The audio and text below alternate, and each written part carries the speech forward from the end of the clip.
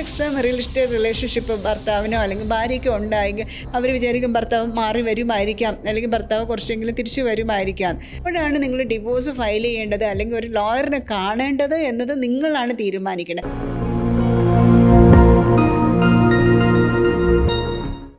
കുടുംബ പ്രശ്നങ്ങൾ നടന്നുകൊണ്ടിരിക്കുന്ന സമയത്ത് അതിൻ്റെ ഇനി കോടതിയിലേക്ക് എത്തണം അല്ലെങ്കിൽ ഏതാണ് റൈറ്റ് ടൈം അഡ്വക്കേറ്റിനെ കാണാൻ പറ്റുന്ന സമയം എന്ന് പറയുന്നത് നിങ്ങൾ തന്നെ തീരുമാനിക്കേണ്ടതാണ്. ചില കേസുകളെന്ന് വെച്ച് കഴിഞ്ഞാൽ ഒരുപാട് നാൾ ഇമോഷണലി സെപ്പറേറ്റ് ആവാം, അല്ലെങ്കിൽ ഫിസിക്കലി സെപ്പറേറ്റ് ആയിട്ട് ജീവിക്കുന്നുണ്ടാവാം.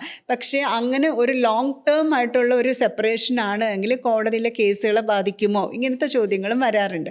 നിങ്ങൾ എപ്പോഴാണ് കേസ് ഫയൽ ചെയ്യേണ്ടത് അല്ലെങ്കിൽ ഇതെന്ന് പറയുന്നത് അത് നിങ്ങളുടെ തന്നെ തീരുമാനമാണ്, വ്യക്തിപരമായ തീരുമാനങ്ങളാണ്.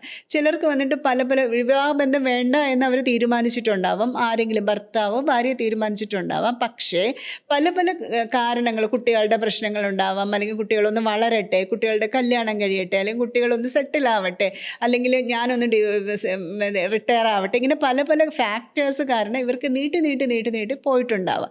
അത് കാരണം അത് വന്നിട്ട് കോടതിയിൽ ഇത്ര നാളായിട്ട് നിങ്ങളെന്താ സെപ്പറേറ്റ് ആവാത്തെ, അല്ലെങ്കിൽ ഇത്ര നാൾ നിങ്ങൾ ജീവിച്ചതല്ലേ എന്നിട്ട് എന്താ സെപ്പറേറ്റ് ആവാത്തെ, അങ്ങനെയൊന്നുമല്ല. ഇപ്പം നിങ്ങൾക്ക് വേണമെങ്കിൽ പറയാം, ഇത്ര നാളുകൊണ്ട് ഞങ്ങൾ ഇമോഷണലി പിരിഞ്ഞ് ജീവിക്കുകയാണ്, അല്ലെങ്കിൽ ഇത്ര നാളുകൊണ്ട് ഞാൻ സെപ്പറേറ്റ് ആയിട്ട് ഞാൻ എൻ്റെ വീട്ടിലാണ് അല്ലെങ്കിൽ സെപ്പറേറ്റ് ഒരു വാടക വീട്ടിലാണെന്ന് പറയുമ്പോഴേക്കും ഇതിൻ്റെ ഡിവോഴ്സിൻ്റെ ഒരു ഗ്രാവിറ്റി കൂടുവാണ്. അതായത് അനുവദിച്ചു കൊടുക്കാൻ വേണ്ടിയിട്ട് ആ ഗ്രാവിറ്റി കൂടുവാണ്. കാരണം ഇമോഷണലി ബ്രേക്ക് ഡൗൺ ആയിട്ടുള്ളൊരു മാരേജ് ആണ് എങ്കിൽ അത് റീകൺസിലേഷൻ ചാൻസസ് ഇല്ല എന്ന് കോടതി കാണും. അതായത് പിന്നെയും യോജിക്കാനുള്ള ചാൻസസ് ഇല്ല.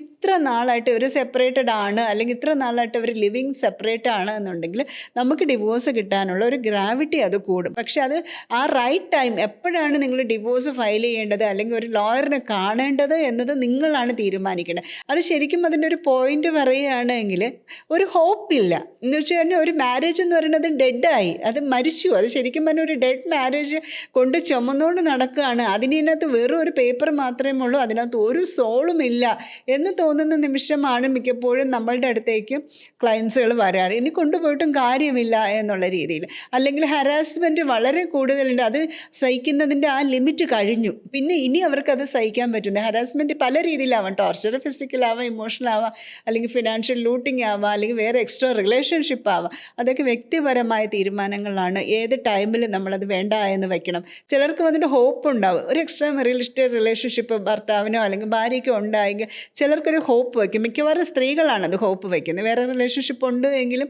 അവർ വിചാരിക്കും ഭർത്താവ് മാറി വരുമായിരിക്കാം, അല്ലെങ്കിൽ ഭർത്താവ് കുറച്ചെങ്കിലും തിരിച്ചു വരുമായിരിക്കാം.